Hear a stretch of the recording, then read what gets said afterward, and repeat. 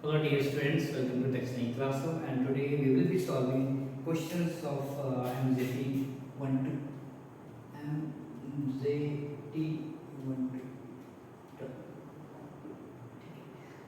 which set पहला question है पहला क्वेश्चन हमारा है which set contain all polar molecule. So all polar molecule ये सबके सब जो है polar होने चाहिए सेट में. तो अगर आप ध्यान से देखो HCl4 IF7 पर जैसे हमने SO3 को देखा तो SO3 ये क्या हो जाएगा प्लेनर मॉलिक्यूलर नॉन पोलर. ये क्या आपका नॉन पोलर है. ठीक है, तो ये आपका सही आंसर नहीं होगा. Then PCl3 C6H6 benzene SF6 ये क्या है SF6 आपका क्या प्लेन नॉन पोलर है. But if you see SnCl2 NH3 and NO2 ये जो है आपके क्या है इसमें सबके सब आपके पोलर मॉलिक्यूल हैं. क्वेश्चन नंबर 2 की बात करते हैं. Maximum number of unpaired electron की बात कर रहा है. तो अगर आप क्रोमियम की बात करें तो क्रोमियम क्या होगा 3d5 4s1. ठीक है, ओके. अगर आप Gd+3 करेक्ट +3 की बात कर रहा है तो इसका होगा 4f7 5d1 then 6s2 total 2 + 1 + 3 10 unpaired electron. EU का अगर बात करते हैं EU+3 so you will be having 4f6. ठीक है, एंड Lu+3 कितना हो रहा है क्या होगा बताइए. पोटेशियम अनपेयर्ड इलेक्ट्रॉन ज़्यादा आपको इजीली मिलेंगे. ठीक, तो जो आपका सबसे ज़्यादा अनपेयर्ड इलेक्ट्रॉन 10 है वो आपको सेकंड ऑप्शन में देखने को मिल रहा है. विच of the following is correct order of stability. Stability के ऑर्डर के आधार पर बात कर लीजिए. हाइड्रोजन है और उसके आयंस है, हीलियम है उसके आयंस है. तो आपको क्या पता है कि जो हीलियम है वो कभी फॉर्म हो ही नहीं सकता. He2 कभी फॉर्म हो ही नहीं सकता, सबसे अनस्टेबल होगा. हाइड्रोजन जो है वो फॉर्म करना आसान है, तो ये कर सकते हैं. उसके बाद if you see what exactly happening so this is equal to He2+. ठीक है, तो ये जो आपका आयन फॉर्म करना is quite easy, isn't it. Okay, now coming to the next question. Maximum first ionizing energy would be shown by the configuration. We have 4 different configurations. If you see question number 4, we have 4 different configuration we have. So this is called 3s2 3p5. Another one is 3s2 3p2, then 3s2 3p3, and the last one we have is 3s2 3p4. ठीक है, तो इसमें simple सी बात है कि maximum ionisation energy क्या होगी. ध्यान से देखो तो ये है आपका हैलोजन है, ये आपका क्या है अदर ग्रुप है. तो अब इससे बात है हैलोजन का आईपी क्या होगा सबसे ज़्यादा होगा, तो इनका जो आईपी है वो सबसे ज़्यादा होगा. रॉन्ग स्टेटमेंट आपको खोज के निकालना है. Graphite is aromatic. Graphite is aromatic, sorry not graphite, graphene is aromatic. So graphene aromatic होता है क्या? यस, ग्रेफीन एरोमेटिक होता है. Conversion of graphite to diamond is exothermic. नहीं, आपको हाई टेम्परेचर प्रेशर देना पड़ता है तो एंडोथर्मिक रिएक्शन है, तो गलत स्टेटमेंट है. क्वेश्चन आपको ऑप्शन नंबर 2 ही गलत स्टेटमेंट हो जा रहा है. क्वेश्चन 6 की बात करते हैं. तो in methodology flux is a substance that is used to. जो फ्लक्स क्या होता है वो इनफ्यूजिबल सब्सटेंस को फ्यूजिबल सब्सटेंस बनाने का यूज करता है. So flux is used to convert infusible impurities to fusible materials. ठीक, क्वेश्चन नंबर 7 की बात करेंगे. Where MnO2 is fused with KOH, a colored compound. तो क्वेश्चन नंबर 7 को अगर आप लोग देखो तो अगर आपने MnO2 और KOH का रिएक्शन कराया है तो आपको K2MnO4 का फॉर्मेशन होता है. This is green colour substance. ठीक, सो ये ग्रीन कलर सब्सटेंस K2MnO4 का फॉर्मेशन होता है. ठीक, परम्यूटेट इज आपका क्या होता है एल्यूमिनोसिलिकेट को परम्यूटेट बोलते हो. तो आपको सर्च करना है इसमें एल्यूमिनोसिलिकेट क्या है, यानी कि क्या होना चाहिए आपके पास होना चाहिए Na2Al2Si2O8.NH2. ओके, तो ये आपके पास होना चाहिए. ठीक, now coming to question number 9. Which of the following reaction is not feasible. ठीक है, तो फ्लोरीन क्लोराइड को हटा सकता है. जी हाँ, फ्लोरीन क्लोराइड क्योंकि ज़्यादा रिएक्टिव. क्लोरीन ब्रोमाइड को हटा सकता है. जी हाँ. बट ब्रोमीन जो है फ्लोराइड को नहीं हटा सकता। तो रिएक्टिविटी ऑर्डर के आधार पे आपको बताना था। तो आप ध्यान से देखो कि ब्रोमीन जो है वो फ्लोराइड को नहीं हटा सकता है। Bromine less reactive than fluorine, ठीक है। क्वेश्चन नंबर 10 की बात करेंगे। सो उस time BF bond distance is minimum. तो ध्यान से देखिए BF3 में बैक बॉन्डिंग होता है, अगर आपको याद हो तो बैक बॉन्डिंग होने के कारण BF3 में जो B और F का जो बॉन्ड है वो क्या होता है, वो शॉर्टेस्ट हो जाता है। क्वेश्चन नंबर 11 की बात करते हैं। Consider following statement, froth flotation technique is used to concentrate sulphide. सही बात है। Froth flotation technique is based upon differential wettability of salt and impurity in water. Absolutely correct. Red oxide is constructed by various process. Yes. Carbon is used as a reducing agent during extraction of zinc from zinc blende। ये भी सही है, कि चारों option आपके सही होने चाहिए। Okay. Which of the following pair species have same number of unpaired electron but different bond order?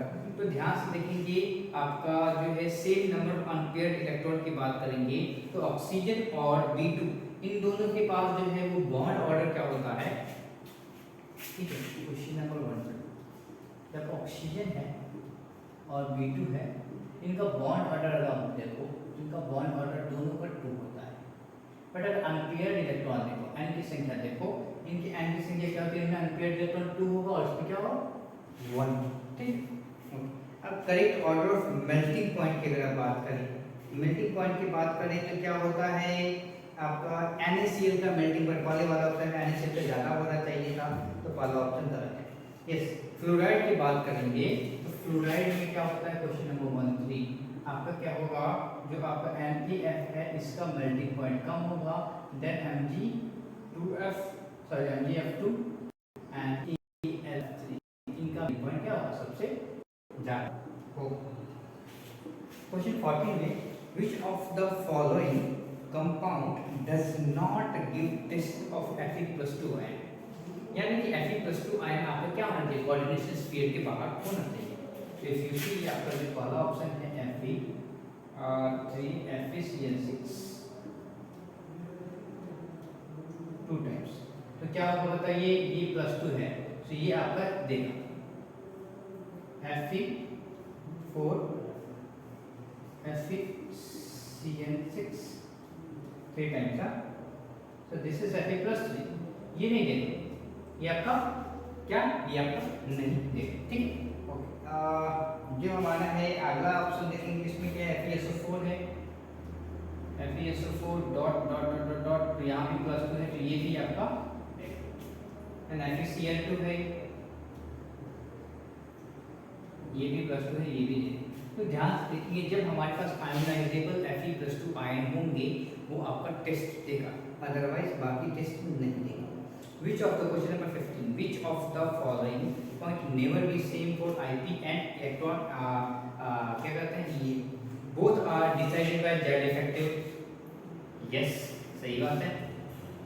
both depends upon size, ये भी सही बात है। both are affected by penetration property, सही बात है।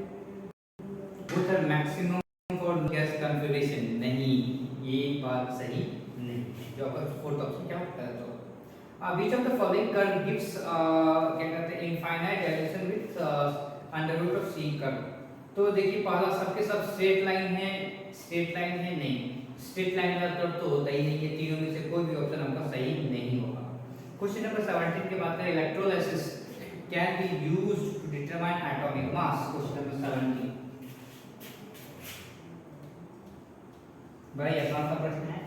Electrolysis can be used to determine atomic masses. In solution, a current of 0.550 ampere deposit 0.55 gram of central metal in 100 minutes। तो आपको एटॉमिक मास बताना है, आपको क्या होता है W by equivalent mass, that is equal to क्या होता है बताइए, I into T by 96,500। So W क्या है हमारे पास 0.55 डिवाइडेड बाय क्या हो जाएगा, इक्विवेलेंट मास हो जाएगा, देखो molar mass by 3, that is equal to I की वैल्यू है 0.55 into 100 into 6 divided by 96,000. So you are getting m की value is equal to 48. क्या मिलेगा आपको? 48.25.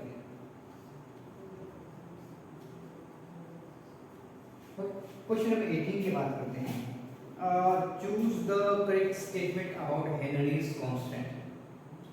जो हेनरीज कांस्टेंट होता है increases with increase in temperature generally. So yes, ये सही बात है. इट डिक्रीजेस नहीं, ये तो गलत बात हो गया. Kh is characteristic constant of gas solvent system. Yes, जो है Kh का कैरेक्टरिस्टिक फैक्टर वो दिखाता है आपका गैस, जो गैस सॉल्युबल होता है किसी भी लिक्विड. आपको 1 और 3 आपका correct. When a solute time rises in a solid, then bond का फैक्टर क्या होगा? 1 से कम हो जाएगा. देखो क्वेश्चन 19 की बात हम करते हैं. तो मान लीजिए कोई A3 है और लेट्स टॉक अबाउट 3A है. ये बन गया आपका A3. तो क्या हो जाएगा बताइए? यहाँ पे 3 पार्टिकल्स थे. रिएक्शन की शुरुआत में हमारे पास क्या थे? 3 पार्टिकल्स थे. अब वो क्या हुआ? रिएक्शन के खत्म होने पे मेरे पास क्या हो गया? 1 में बदल गए. तो क्या हो गया है कि 3 से डिक्रीज होके क्या हो गया? 1 में बदल गया है. तो क्या हुआ? आई की वैल्यू ऑब्वियसली बात है, आई की वैल्यू क्या हो जाएगी? कम हो जाएगी. आई की वैल्यू 1 से क्या हो जाएगी? कम हो जाएगी. अगर आपको भी दिक्कत है तो i इज इक्वल टू क्या होता है? 1 plus alpha into 1 by n minus 1. ठीक है. तो अगर आप ध्यान से तो n की वैल्यू 2 3 4 कुछ भी हो सकती है. तो ऑब्वियस ये है कि ये टर्म नेगेटिव होगा, तो 1 से वैल्यू कम ही आने वाली है. दोनों तरीके से आप सोच सकते हो. ठीक. क्वेश्चन नंबर 20 की बात करते हैं. और रिएक्शन EA गिवन है, वो 0 है. सो आपको A की वैल्यू गिवन है, एक्टिवेशन एनर्जी 0 है. A की वैल्यू गिवन है, तो बता रहा है रेट कांस्टेंट है 310 केल्विन पे क्या होगा. ये क्वेश्चन रिपीटेड क्वेश्चन है. न्यूमेरिकल वैल्यू रिपीटेड नहीं है, बट कांसेप्ट रिपीटेड है. अगर आप देखो A क्या होता है? A e to the power by. ठीक है. तो इन्होंने बोला E की value is 0. That gives you K is equal to A e to the power 0. So K at temperature T1 is equal to A is equal to K at temperature T2. So अगर A की value हमारी है तो K at 310 kelvin क्या होगा? A के बराबर होगा, जो होगा आपका 3.2 into 10 to the power 4 per second. Question number 149. During the adsorption of krypton on an activated charcoal at low temperature. At low temperature. तो आपको पता है एडसॉर्प्शन में डेल्टा एस हमेशा क्या होगा? नेगेटिव होगा. डेल्टा एस को क्या होना पड़ेगा? नेगेटिव होना पड़ेगा. अच्छा, डेल्टा एस को नेगेटिव होना पड़ेगा. और अगर प्रोसेस को स्पॉन्टेनियस बनाना है, प्रोसेस क्यों? अगर एडसॉर्प्शन हो रहा है तो प्रोसेस स्पॉन्टेनियस होगा, तभी तो एडसॉर्प्शन प्रोसेस काम में है. सो आपको डेल्टा एच को क्या होना पड़ेगा? डेल्टा एच को भी क्या होना पड़ेगा? नेगेटिव होना पड़ेगा. क्वेश्चन नंबर 22 की बात करते हैं. The radius of Ag plus ion is 126 and halide ion is 216. The coordination number क्या हो जाएगा? तो ऑब्वियस सी बात है कि अगर आप r plus by r negative देखो तो 126 बाय 216 आ रहा है. सो अप्रोक्सीमेटली क्या आएगा बताइए? अप्रोक्सीमेटली 1/2 आएगा. Not approximately, this is coming to be something like this value if you see ना. अगर आपको इसको वैल्यू को देख के मुझे NaCl की याद आ रही है. ठीक है. इसमें भी कुछ जो डिफरेंस होता है R पॉजिटिव और R नेगेटिव इतना ही होता है. ठीक है. सो NaCl के बाद जैसे ही आ जाएगी इसका कोऑर्डिनेशन नंबर क्या होगा? 6 होगा. नहीं तो आप टेक्स्ट बुक में भी जाके देखो, इनका एक छोटा सा कोने में लिखा हुआ है. तो अगर आप देखो R positive by R negative निकालोगे and that value represents coordination number 6. ठीक है. क्वेश्चन नंबर 23 क्या है? वन डर वाल इक्वेशन फॉर 0.2 मोल. इसको देखो कुछ चीजों को बनाना पड़ रहा है. ये कितना आसान सा क्वेश्चन है. P plus AN square by B square B minus NB is equal to nRT. P की वैल्यू क्या होगी नहीं पता है, तो n square a into n की value 0.2 square by v square, v minus 0.2 into b is equal to 0.2 RT. So p plus 0.04 a by v square, v minus 0.2 b is equal to 0.2 RT. ठीक। और 24 के बाद central metal of which of the following oxy anions will have minimum oxidation number. Question number 24 बोल। Minimum oxidation number की बात कर रहा है, तो हमारे पास है PO4 फॉस्फेट PO4 -3, इसमें ऑक्सीडेशन नंबर इसका होता है -2 और -1 भी। इसके बाद SiO4 -4 में सबका होता है -1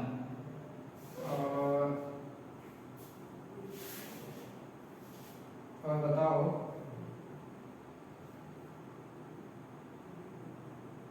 ClO4 में ClO4 टू नेगेटिव में -2, SO4 टू नेगेटिव में भी -2। ठीक है, तो ये इसमें आपका आएगा सबसे कम। 25 है क्वेश्चन नंबर 25 को थोड़ा सा हम बड़े फोटो पे बड़े इस पे बनाते हैं।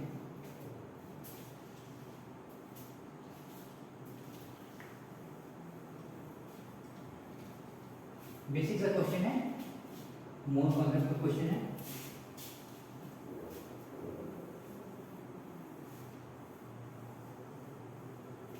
Okay, question a cylinder of gas is supplied by Bharat Petroleum. अच्छा, भारत पेट्रोलियम से इन्होंने to contain 14 kg of butane. एक सिलेंडर में 14 kg है। अब वो सिलेंडर कब खत्म होगा ये पूछना चाह रहे हैं। बड़ा अच्छा है भैया, देख लो इस तरीके से तो आप अपने घर में भी बता सकते हो चीज़ों को। इनको बताना है कि जो फैमिली है 20,000 किलो जूल की एनर्जी पर डे यूज़ करती है, और ब्यूटेन जो है वो 1 मोल अगर जलता है तो 2658 किलो जूल एनर्जी देता है। Question number 25। सो अगर मुझे ये निकालना हो कि इन 20,000 kilojoule moles of butane are क्या हो जाएगा 20,000 डिवाइड बाय क्या हो जाएगा 265। ठीक, मास क्या हो जाएगा, मास ऑफ ब्यूटेन क्या हो जाएगा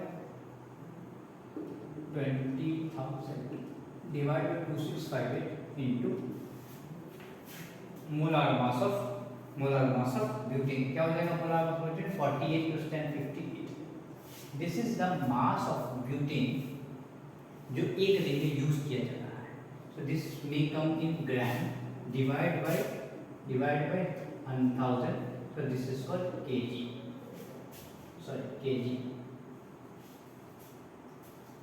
ओके, सो आपको क्या पता चल गया कि this is the amount. So अगर आपको पता चल गया है कि ये जो है दिसमत kg 2000 into 58 by 2658 into 1000 kg use होता है एक दिन में। तो 14 kg कितने दिन में यूज होगा, 14 kg कितने दिन में यूज होगा बताइए। 14 into 20,000, sorry this is 20,000 into 58 divided by 2658 into 1000, that will give you around 35 or 32 or 32, this will be 32 days। Question 26 की बात करते हैं। At 0 degree and 1 atm ice melt into water and the heat capacity पूछ रहा है। तो क्या आपको पता है कि mc delta T is equal to q, so c is called heat capacity, so q by m delta T। अब ध्यान से देखिए q की वैल्यू कुछ होगी, मास ऑफ वाटर भी कुछ होगा, पर डेल्टा T क्या है, अगर आप यहाँ पे मेल्ट हो रहा है 0 डिग्री पे तो क्या होगा 0 डिग्री पे ही क्या होगा, मेल्ट हो रहा है। चेंज इन टेम्परेचर क्या है, 0। तो क्या हो जाएगा, चेंज इन टेम्परेचर क्या है, 0। सो क्यू बाय 0, तो this is comes to be infinity. Numerically क्या होगा, इन्फिनिटी है। In which of the following solubility of AgCl will be maximum. Solubility of AgCl किसमें सबसे ज्यादा होगा, वो क्वेश्चन पूछ रहा है। क्वेश्चन 27 की बात हम लोग करते हैं। वी हैव AgCl, तो ध्यान रखना है कि अवॉइड कॉमन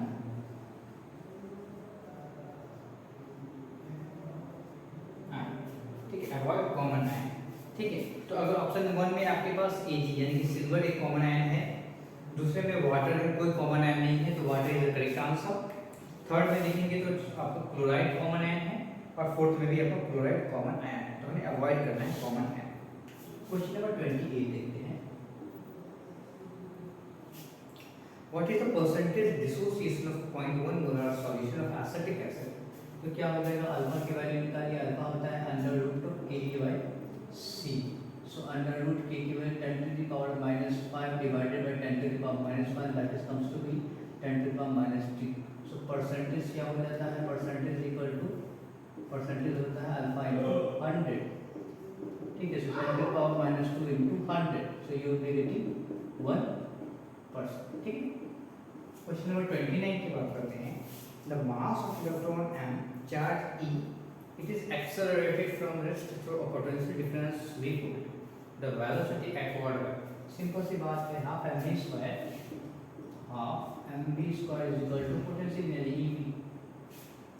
सो ये जिस वेलोसिटी पूछ रहा है, तो v क्या हो जाएगा, 2 को उधर ले जाइए, so 2ev, v square is equal to 2ev by m।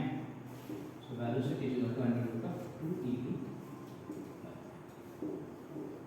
ठीक, क्वेश्चन नंबर 30 की बात करते हैं। Equal volume of H2, O2 and methane have been taken in container at 273 kelvin, ratio of mass. तो सिंपल सी बात है कि N1:2 N2:2 N3 is nothing but this is equal to V1:2 V2:3। Okay, अगर मास करना है तो क्या करना पड़ेगा, N1 into molar mass is to N2 into molar mass and N3 into molar mass। सबको क्या है, एक ही की मोल है, इक्वल वॉल्यूम है, एक ही एक होगा, तो क्या होगा, molar mass of hydrogen 2 here 2:32:60। इसको सिंगल फॉर्म में हो जाएगा 1:16:8। ठीक है, ये आपका रेशियो आ जाएगा। क्वेश्चन नंबर 31 है, IUPAC नोमेनक्लेचर आसान सा।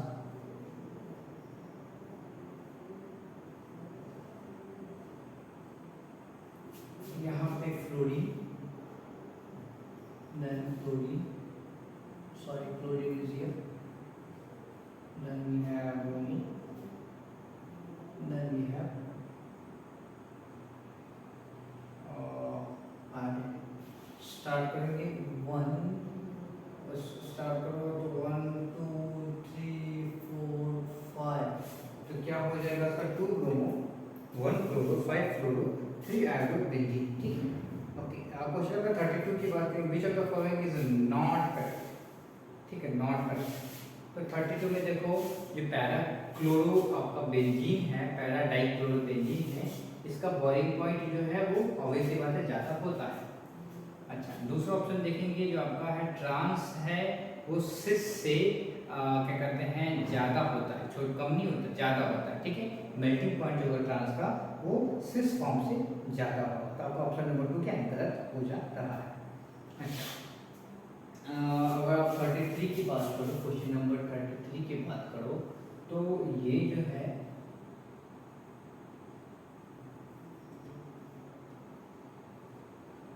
ठीक है, और क्लोरीन एंड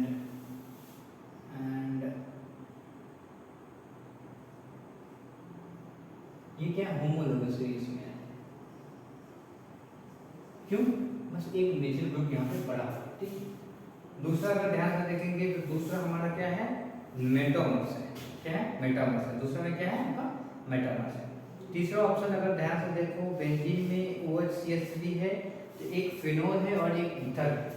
तीसरा क्या है? एक फिनोल है और एक ईथर है, तो एक फंक्शनल आइसोमर है। और चौथा क्या है कि आपका दोनों ईथर ही है बट उनके चेन में अलग अलग कंपाउंड जुड़े हैं, ये भी आपका मेटामर्स हो गया। ठीक, विच of the following, question number 34। Question 34, which of the following shows tautomerism. तो टॉटोमेरिज्म के लिए हाइड्रोजन को होना बड़ा जरूरी है। तो आपका जो है बेंजीन रिंग है, C डबल बॉन्ड O है, बेंजीन रिंग है, तो यहाँ पे भी कोई हाइड्रोजन नहीं है, अल्फा में यहाँ पे भी कोई हाइड्रोजन नहीं है, तो ये शो नहीं करेगा। अच्छा, अगला देखते हैं कंपाउंड।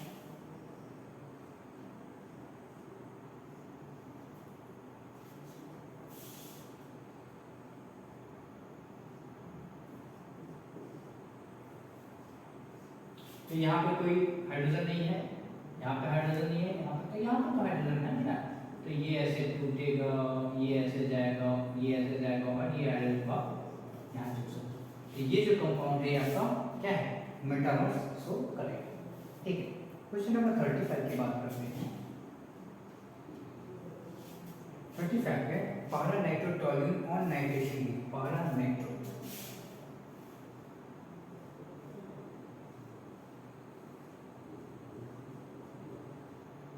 और जो मेटा पैरा नाइट्रोटोल्यूइन क्या होगा? ये एक मेटा डायरेक्टेड ग्रुप है। ठीक है, तो अब जो अगला हमारा नाइट्रो ग्रुप आएगा वो कहाँ पे आएगा? नाइट्रेशन करेंगे, अगला जो नाइट्रो ग्रुप आएगा वो कहाँ पे जुड़ेगा? Meta, Meta position. ठीक, ओके। क्वेश्चन नंबर 36 की बात करते हैं। क्वेश्चन 36 में देखिए स्टेबिलिटी की बात करना है। तो आपको क्या है? हीट ऑफ हाइड्रोजनेशन क्या होता है? स्टेबिलिटी के रिवर्स का होता है। यानी कि अगर आप बात करें हीट ऑफ हाइड्रोजनेशन इज 1/स्टेबिलिटी। ठीक, so which order of heat of hydrogenation के आधार पर आपको बताना है, तो आपको उसको स्टेबिलिटी के आधार पर बदल दीजिए, उसको रिवर्स में कर दीजिए। ठीक है, तो आपको क्या पता होगा? जो पहला है उसमें 9 अल्फा हाइड्रोजन है, तो सबसे ज्यादा वो क्या होगा? स्टेबल होगा, उसका हीट ऑफ हाइड्रोजनेशन क्या होगा? सबसे कम होगा, तो वो सबसे पीछे चला जाएगा। ठीक है, अब ऑप्शन नंबर 2 और 3 को देखो, तो दोनों के जो number of alpha hydrogen 6 and 6 ही हैं, और जो ट्रांसफॉर्म होता है वो ज़्यादा स्टेबल होता है, तो ट्रांसफॉर्म का जो हीट ऑफ हाइड्रोजनेशन क्या होगा? वो थोड़ा सा कम होगा, और 6 है जो सबसे कम स्टेबल है, तो उसका जो हीट ऑफ हाइड्रोजनेशन होगा वो तीनों में सबसे ज़्यादा होगा। ठीक, ओके। चलिए, आप मोस्ट एसिडिक हाइड्रोजन बताने के लिए बोला है, ये कंपाउंड दे दिया है, उसमें मोस्ट एसिडिक हाइड्रोजन हमें बताना है। तो देखते हैं कैसे बताएंगे, क्या करेंगे, क्या हमारे पास टूल है जिससे हम उनको आसानी से बता पाए।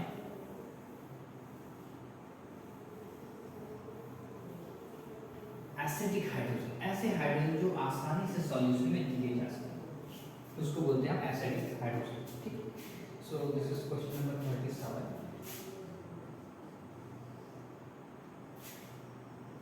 ये है आपका कंपाउंड,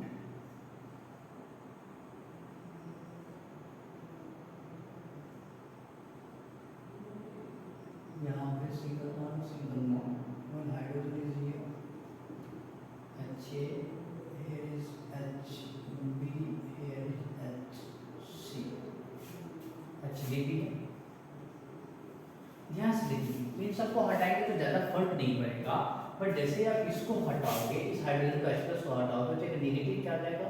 अब ध्यान से देखो, ये नेगेटिव चार्ज है तो क्या होगा? ये साइक्लोपेंटाडाइइनाइल कार्बोएनाइन है, एक एरोमेटिक स्टेबलाइज्ड कंपाउंड बन जा रहा है। ठीक है, तो आपका HA होगा, उसको हटाना काफ़ी आसान होगा, क्योंकि उसको हटाने के बाद हमारे पास जो कंपाउंड है वो एक aromatic stabilised compound, 6 pi electron बन रहे हैं और रिंग करंट है, एवरीथिंग यू नो, तो ऐसे कंपाउंड हमारे पास बन रहे हैं।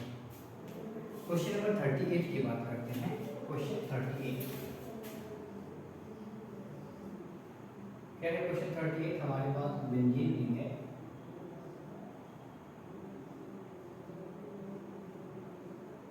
नाइट्रेशन होगा इसका नाइट्रेटिंग मिक्सचर के आधार पर, तो क्या होगा? NO2 ग्रुप जुड़ेगा, फिर आपने क्या है SnHCl से इसका क्या किया आपने, इसका रिडक्शन किया, this is to addition, nitration हो रहा है यहाँ पे। अब आप क्या करें, इसको रिड्यूस कर रहे हैं।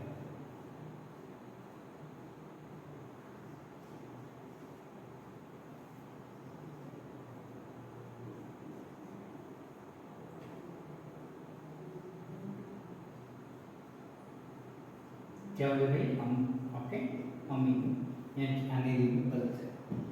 ओके, जब आप इसको ब्रोमीन वाटर के साथ कराओगे, एनिलीन ब्रोमीन वाटर के साथ, आपको पता है कि बहुत ही रिंग एक्टिवेटिंग ग्रुप है आपका जो अमीन ग्रुप है। तो आपको क्या होगा, ब्रोमीन वाटर के साथ कराओगे तो क्या होगा, ब्रोमीन खटाखट सब जगह ऐड हो जाएगा, पड़ जाएगा।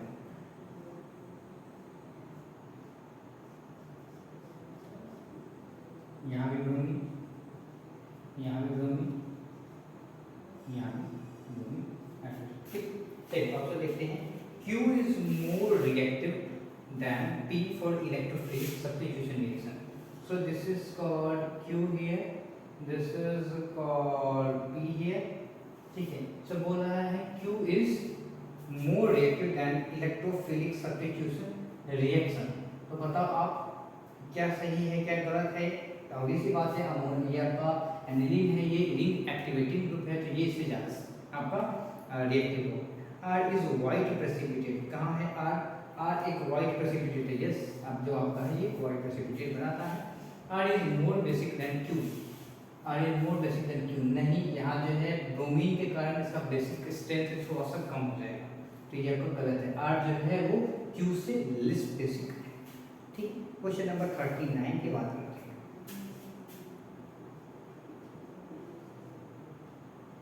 Carbon carbon carbon carbon O C।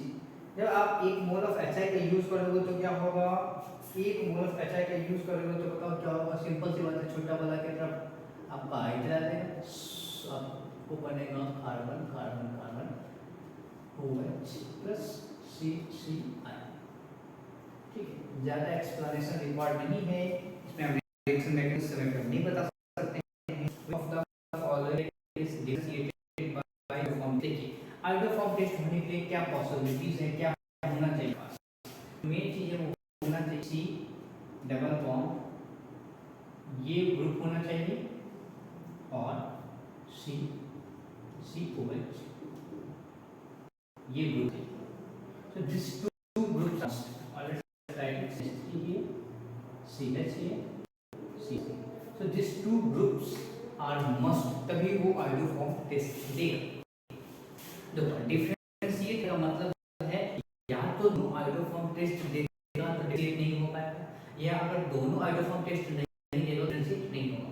तो आपको क्या चूज करना है क्वेश्चन नंबर 40 में, one should give test, another should not, ठीक है। तो ये हमें ध्यान में, तो ऑप्शन को देखेंगे तो ऑप्शन 1 में दोनों कंपाउंड हमारा क्या होगा, CH3 CH2 है, तो वो हमारे दोनों टेस्ट कंपाउंड आइडियोफॉर्म टेस्ट देगा। ऑप्शन नंबर 2 को देखो तो पहला कंपाउंड आपका टेस्ट देगा, दूसरा ऐसा कुछ नहीं, तीसरा में दोनों में से चौथा आपका दोनों, ठीक है। क्वेश्चन नंबर 41 की बात करते हैं। आपके पास है एसिटाल्डिहाइड यानी कि CH3 C double bond CH double bond O, इसको आप सेमी कार्बोहाइड्रेट के साथ लिख सकते हो, सेमी कार्बोहाइड्रेट से यानी कि H2 nitrogen CH C double bond NH2 amide, ठीक है। सो इनके साथ क्या होगा, बड़ा सिंपल है, वाटर मॉलिक्यूल सब खींच के हटा दो यहाँ से, you will be getting CH3 CH double bond nitrogen, then CH yes, sorry, this is not CH, where is correct, okay, no, this will be like this, sorry, and C double bond O and H2, ठीक है। So such kinds of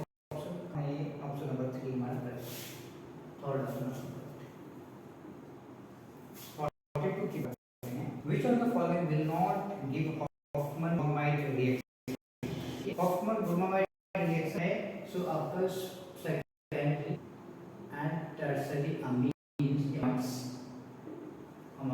does not don't give Hoffman-Bromamide reaction, ठीक है।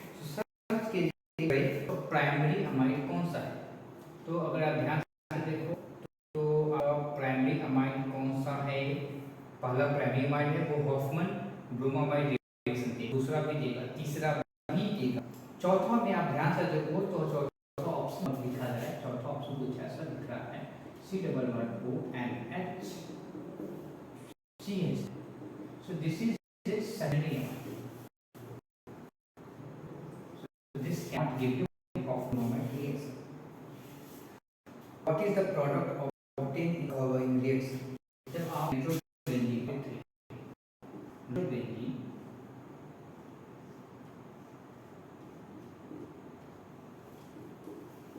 तो आप क्या कर रहे हो? रिड्यूस कर रहे हो जिंक के साथ, तो क्या हो जाएगा? पार्शियल रिडक्शन होगा, you will be getting this NH2 sorry NH2, ठीक है? Which of the following important? Which of the following is not a condensation polymer? Question 44। तो पहला है नायलॉन 6।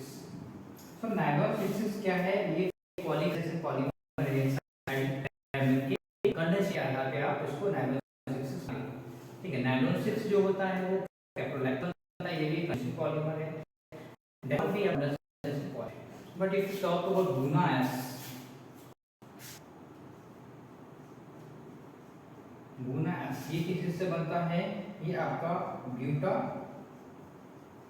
ब्यूटाडाइन प्लस स्टाइलिन किससे बनता है? और ये बनता किससे है? ये कोपॉलीमराइजेशन का है, ठीक है। ये किससे बनता है? कोपॉलीमराइजेशन, कंडेंसेशन से नहीं, ये कोपॉलीमराइजेशन से बनता है, ठीक। Which of the following is tank? आगे याद हो तो एमजेटी 05 में ये क्वेश्चन आया था, तो स्पेशल है which of the following tranquilliser simple answer straight away including, और अब जाके ये क्वेश्चन गलत नहीं होना चाहिए, ठीक है। तो चलिए आप लोग पढ़ाई करते रहिए और जो क्वेश्चंस जो गिवन है, क्वेश्चन जो आ रखे हैं उसको बार-बार देखते रहिए, वहां से क्वेश्चंस रिपीट करते रहिए और खासकर नीट में भी क्वेश्चन रिपीट करते जाइए, प्लीज।